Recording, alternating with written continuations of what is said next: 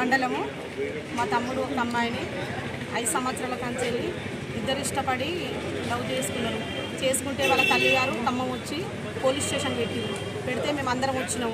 సరే మాకు న్యాయం అన్యాయం వాళ్ళే చేయాలని మేము పోలీస్ స్టేషన్ వాళ్ళు పెడితే అక్కడికి వచ్చినాక లోపలికి రమ్మనగానే వెళ్ళగానే వాళ్ళ తల్లి బాగా ఏడుస్తుంది.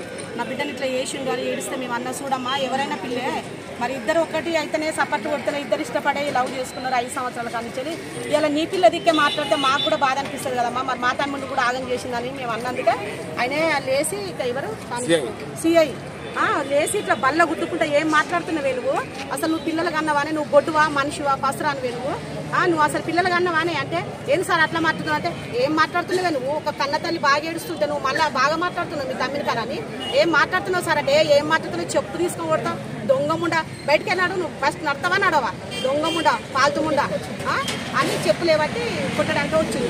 వస్తే వాళ్ళందరూ కలిసి నలుగురు బయటకు నన్ను ఎత్తుకొచ్చింది.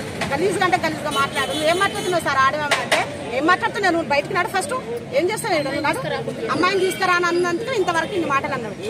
ఇద్దరు కలిసి ఫ్రెండ్స్ తోని ఇంట్లో పెళ్లి చేసుకున్నారు తాళి కూడా కట్టుకున్నారు ఎంగేజ్మెంట్ చేసుకున్నారు.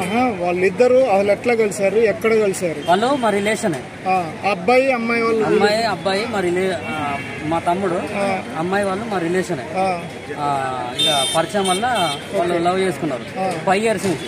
ఇక్కడ ఉన్న ప్రతి ఒక్కరు మా రిలేషన్ ప్రతి ఒక్కరి ఇళ్ళకి వచ్చింది అందరి ఇళ్ళకి వచ్చింది.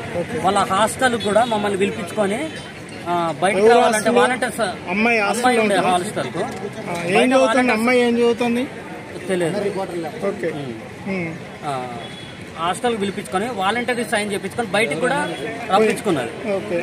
నెల కింద వరకు కూడా మాట్లాడి ఇప్పుడు ఏమో వద్దనంటే సరే అని చెప్పి కాముగా ఉన్నాక ఇప్పుడు మళ్ళీ వాళ్ళు పోలీస్ స్టేషన్కి వచ్చి మా బ్రదర్ మీద కేసు పెట్టారు.